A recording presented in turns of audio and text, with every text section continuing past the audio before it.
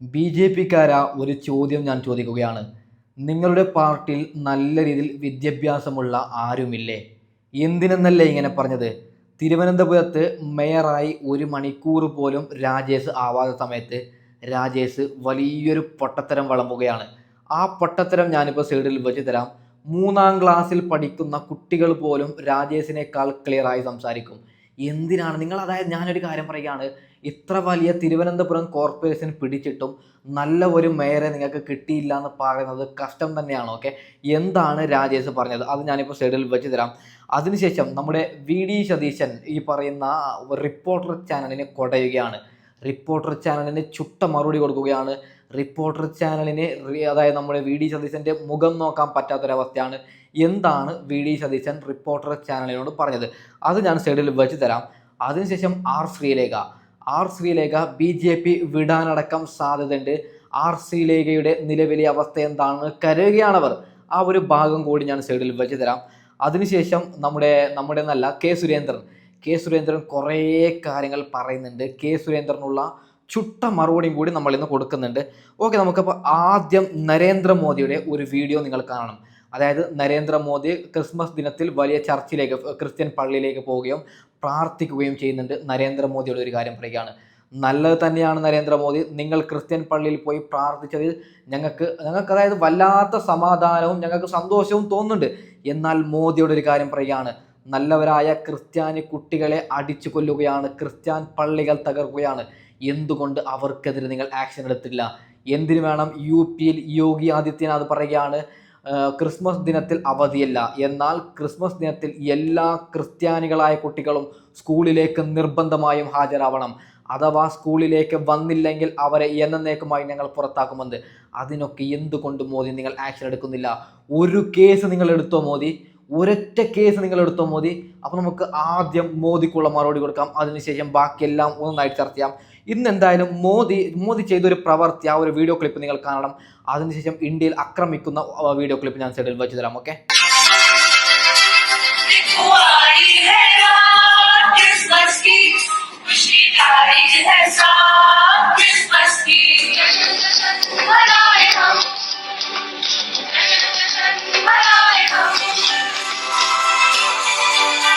We thank you for sending your Son as the Prince of Peace.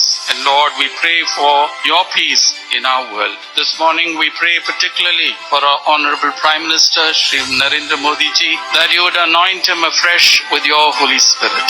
Empower him, Lord. Okay, ഇത് എന്തിനെന്നല്ലേ മോദി ഇങ്ങനെ ചെയ്തത്?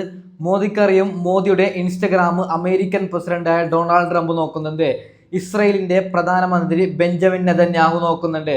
അവരൊക്കെ ക്രിസ്ത്യാനികളാണ്. അവരൊക്കെ വിചാരിക്കണം നരേന്ദ്രമോദി നല്ല മനുഷ്യനാണ്, പാവങ്ങളായ ക്രിസ്ത്യാനികൾക്ക് നല്ല സപ്പോർട്ടാണ്, അതിനുവേണ്ടി മോദി ഇങ്ങനെ ചെയ്യുന്ന, അങ്ങനെയല്ലേ? ഇല്ലെങ്കിൽ ഒരു കേസെങ്കിലും മോദി എടുക്കുമായിരുന്നല്ലോ. എന്തുകൊണ്ട് മോദി തിരിഞ്ഞു നോക്കുന്നില്ല? കേരളത്തടക്കം, ബീഹാറിലടക്കം, അസ്സാമിലടക്കം, രാജസ്ഥാനിലടക്കം ക്രിസ്ത്യാനികളെ അടിക്കുന്നതിന് എന്തുകൊണ്ട് മോദി ചെറിയൊരു ആക്ഷൻ പോലും എടുക്കുന്നില്ല? ഞാൻ കള്ളം പറയുന്നതല്ല, നിങ്ങൾ ഈ ഒരു വീഡിയോ കാണണം. അതിനുശേഷം ബാക്കിയൊക്കെ നമുക്ക് ചർച്ച ചെയ്യാം. അതിനു മുമ്പ് ചാനൽ ഒന്ന് സബ്സ്ക്രൈബ് ചെയ്യണേ. ഓക്കെ, ക്രിസ്ത്യാനികളെ ആക്രമിക്കുന്ന ഈ വീഡിയോ നിങ്ങളൊന്ന് കാണണം. ക്രിസ്മസ് ആയിരുന്നു ഇന്ന്. ലോകം ശാന്തിയുടെയും സമാധാനത്തിന്റെയും ഉത്സവം കൊണ്ടാടിയപ്പോൾ ഇന്ത്യയിലെ ക്രൈസ്തവർ നേരിട്ട ആക്രമണങ്ങൾ ഓർത്താൽ തല കുനിഞ്ഞുപോകും. അസാമിലെ നൽബാരി ജില്ലയിലെ പാനിഗാവ് ഗ്രാമം, സെയിന്റ് മേരീസ് സ്കൂളിലേക്ക് കടന്നു കയറിയ വിശ്വ ഹിന്ദു പരിഷത്ത് ബജ്രംഗ് ദൾ പ്രവർത്തകർ ജയ് ശ്രീറാം വിളികളോടെ ക്രിസ്മസ് അലങ്കാരങ്ങളെല്ലാം തകർത്ത് തീയിട്ടു. ഭാരതീയമല്ലാത്ത ഒരാഘോഷവും ഇവിടെ പറ്റില്ല എന്നാണ് തീറ്റൂരം. ഛത്തീസ്ഗഡിലെ റായ്പൂർ, അവിടുത്തെ മാഗ്നറ്റോ മാളിലേക്ക് കടന്നു കയറിയ 90ഓളം ബജ്രംഗ് ദൾ പ്രവർത്തകർ അഴിഞ്ഞാടി ക്രിസ്മസിനായി ഒരുക്കിയതെല്ലാം തകർത്തു. സാന്താക്ലോസിനെ എടുത്തെറിഞ്ഞു. ക്രിസ്മസ് ഇവിടെ വേണ്ട എന്നതാണ് ആക്രോശം. ഉത്തർപ്രദേശിലെ ബെയ്റെയിലി, യോഗി ആദിത്യനാഥ് ഈ വർഷം മുതൽ ക്രിസ്മസ് അവധി എടുത്തു കളഞ്ഞിരുന്നു. അവിടെ ലക്ഷ്യം വെക്കപ്പെട്ടതൊരു പള്ളിയാണ്. പാതിരാ കുർബാനയ്ക്ക് തയ്യാറെടുത്തിരുന്ന പള്ളി ഹിന്ദുത്വ ആൾക്കൂട്ടം വളഞ്ഞു. ഹനുമാൻ ചാലീസയും ജയ് ശ്രീറാമും മുഴങ്ങി.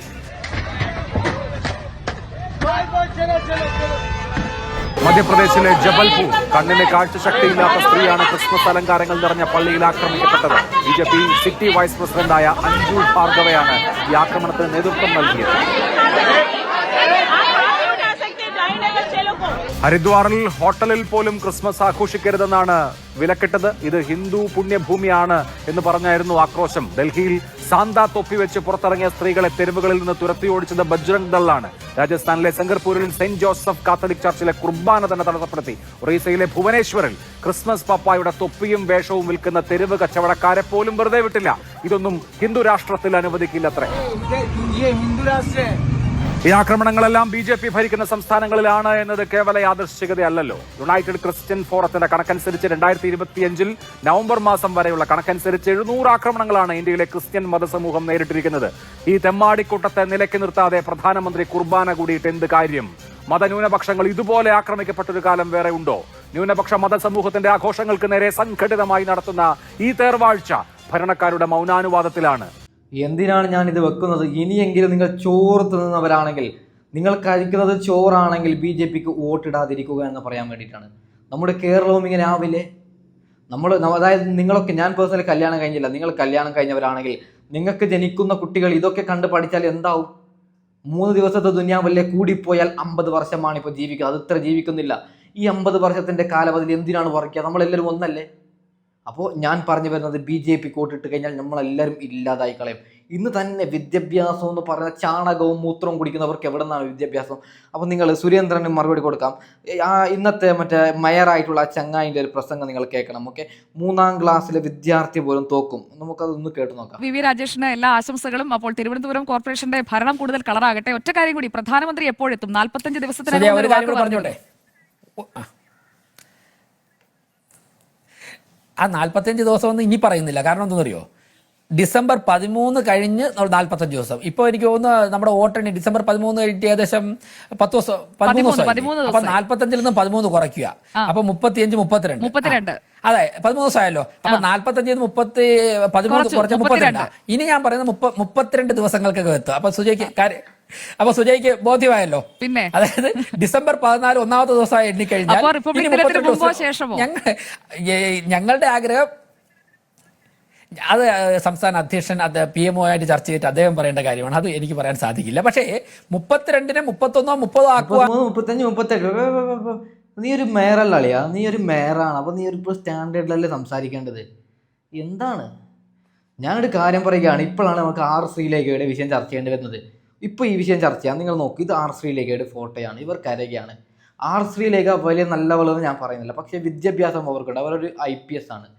അതായത് രാജേഷിനേക്കാളും നല്ലവർ R ശ്രീലേഖ എന്നേ ഞാൻ പറയും. കാരണം അവർക്ക് വിദ്യാഭ്യാസമുണ്ട്. അവർക്കൊരു കാര്യം, എത്ര വലിയ BJP ആയാലും സംഖ്യ ആയാലും എന്ത് മണ്ണാങ്കട്ട ആയാലും ഒരു കാര്യം ആരെങ്കിലും പറയുമ്പോൾ രാജേഷ് പറയുമ്പോൾ ഇങ്ങനെ മുകളിലേക്ക് നോക്കും. രാജേഷിന് ഒന്നും അറിയത്തില്ല. ഇപ്പോൾ സുരേന്ദ്രനോ ആരെങ്കിലും പറഞ്ഞു കൊടുത്തത് അവിടെ ഭരിക്കും. R ശ്രീലേഖയാണെങ്കിൽ അങ്ങനെയല്ല. ഇത്തിരിയെങ്കിലും വിദ്യാഭ്യാസമുള്ളവർക്കാണ് നമ്മൾ ഭരണം കൊടുക്കേണ്ടത്. അല്ലാതെ സമരത്തിൽ മറ്റേ ഇങ്ങനെ ഞാൻ ഈ ചങ്ങായിനെ ഞാൻ ചെറുതാക്കുന്നല്ല. ഞാൻ പേഴ്സണലി പറയുകയാണ്, ഇവനൊക്കെ എന്തിനാണ് മേയറാക്കിയത്? വേറെ നേതാക്കളില്ലേ? BJPയുടെ അവസ്ഥ വളരെ വളരെ ദയനീയമാണ്.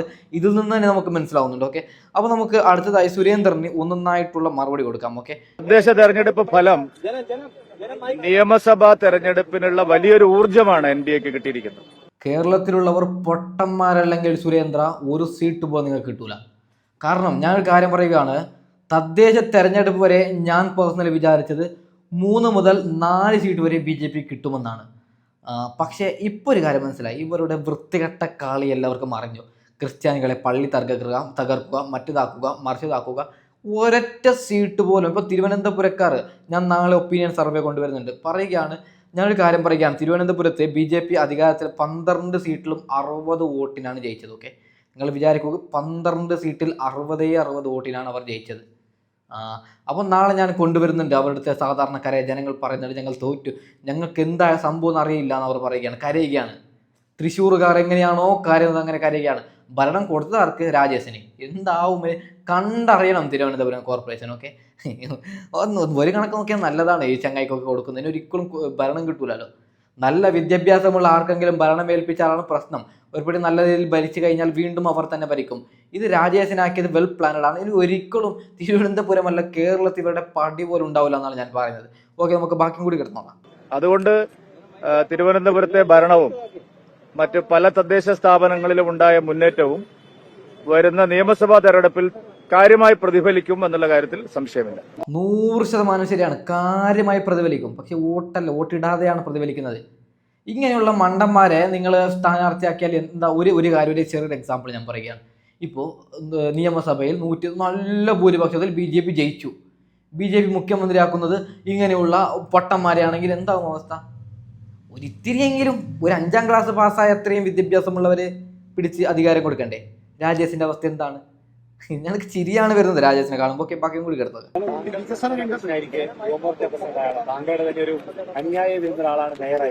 അല്ല, സ്വാഭാവികമാണല്ലോ. അദ്ദേഹം യുവമോർച്ചയിൽ എന്റെ സഹപ്രവർത്തകനായിരുന്നു. പിന്നീട് ഞാൻ അധ്യക്ഷനായപ്പോഴും അദ്ദേഹം പാർട്ടിയിൽ പ്രധാനപ്പെട്ട ചുമതലകൾ വഹിച്ചിരുന്നു. രാജീവേട്ടൻ പ്രസിഡന്റ് ആയപ്പോഴും അദ്ദേഹത്തിന് ആ വലിയ ചുമതലകളെല്ലാം നൽകുകയുണ്ടായിട്ടുണ്ട്. അത് ഒരു സ്വാഭാവിക പരിണാമം മാത്രമാണ്. ഒരിക്കലുമില്ല. ഞാൻ മേയർ ആരാവുമെന്നോ ഡെപ്യൂട്ടി മേയർ ആരാവുമെന്നോ രാജീവ്ജി എന്നോട് പറയുമ്പോൾ മാത്രമാണ് ഞാൻ അറിഞ്ഞത്. അങ്ങനെ ചില സമ്മർദ്ദങ്ങൾ ഇവിടെ ഒന്നുമില്ല. അങ്ങനെ സമ്മർദ്ദങ്ങൾക്കൊന്നും വഴങ്ങുന്ന പാർട്ടിയല്ല BJP. സുരേന്ദ്രനാണെങ്കിൽ എന്താണ് നടക്കുന്നത് ഒരു ഐഡിയയും ഇല്ല. അത് എന്തൊക്കെയോ വിളിച്ച് പറയുകയാണ്. ഓക്കെ, നമുക്ക് റിപ്പോർട്ടറിന് VD സതീശൻ കൊടുത്ത മറുപടി ജസ്റ്റ് ഒന്ന് കേട്ട് നോക്കാം. ഓക്കെ, നല്ല മജുണ്ട്. ഞാൻ നിങ്ങൾക്ക് അതിനെ എക്സ്പ്ലെയിൻ ചെയ്ത് തരാം. ഓക്കെ, ഞാൻ അറിഞ്ഞത് ഇപ്പൊ മേയറോട് സത്യപ്രതിജ്ഞ ചെയ്തെന്നാണ്. ഞാൻ ചോദിക്കട്ടെ? അല്ലല്ല, ഞാനെന്തിനാ മറുപടി പറയണത്? എനിക്കെതിരെ വലിയൊരു പ്രധാനപ്പെട്ട ആരോപണമുണ്ട്. ഞാൻ ഇതിൻ്റെ അകത്ത് ഇടപെട്ടില്ല എന്നാണ് ആരോപണം. ഇടപെട്ടില്ല എന്നാണ് എനിക്കെതിരായിട്ടുള്ള ഗുരുതരമായ ആരോപണം. ഞാനവിടെ ഇലക്ഷൻ ജയിപ്പിക്കുന്നവരെ ഉണ്ടായിരുന്നു, എനിക്ക് ചാർജാണ്. എനിക്കെതിരെയുള്ള ആരോപണം ഞാൻ അതിൻ്റെ അകത്ത് ഇടപെട്ടില്ല എന്നാണ്. ഞാൻ പറഞ്ഞോട്ടെ ധൃതി എന്താണ്? റിപ്പോർട്ടർ നമ്മുടെ രാഹുൽ മാങ്കൂട്ടത്തിന്റെ ജീവിതം ഇല്ലാതാക്കിയ റിപ്പോർട്ടർ വീണ്ടും നമ്മുടെ VD സതീശനെ സംസാരിക്കാൻ വിടുന്നില്ല.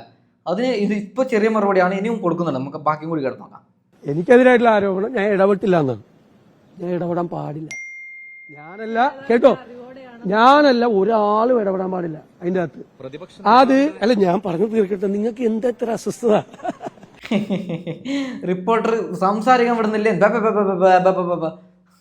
റിപ്പോർട്ടറുമായി എന്തെങ്കിലും VD സതീശൻ പറയുകയാണെങ്കിൽ കൊടുക്കാമല്ലോ വാർത്ത, നാറ്റം തമ്മിലും വെച്ചിട്ട്. അപ്പോൾ ഇതാണ് ഞാൻ വൈൻഡപ്പ് ചെയ്യുകയാണ്. അപ്പോൾ ഒരു കാര്യം കൂടി പറയുകയാണ്. BJP അധികാരത്തിൽ വന്നു കഴിഞ്ഞാൽ 8ന്റെ പണി കിട്ടും. സത്യമാണ് ഞാൻ പറയുന്നത്. ഓക്കെ, ബീഫ് നിരോധനം വരും, എന്തൊക്കെയോ പ്രശ്നങ്ങൾ വരും, കലാപമുണ്ടാവും, പള്ളി തകർക്കപ്പെടും, ക്രിസ്ത്യൻ പള്ളി തകർക്കപ്പെടും. ഇവിടെ നമ്മളെല്ലാവരും ഒന്നാണ്, ഒരു ചോരയാണ്, അങ്ങനെ ജീവിക്കുന്നതൊക്കെ ഇല്ലാതാവും. അതുകൊണ്ട് വോട്ടിടും ഒന്ന് ശ്രദ്ധിക്കുക എന്ന് പറഞ്ഞുകൊണ്ട് ഞാൻ വൈൻഡപ്പ് ചെയ്യുകയാണ്. Okay, by.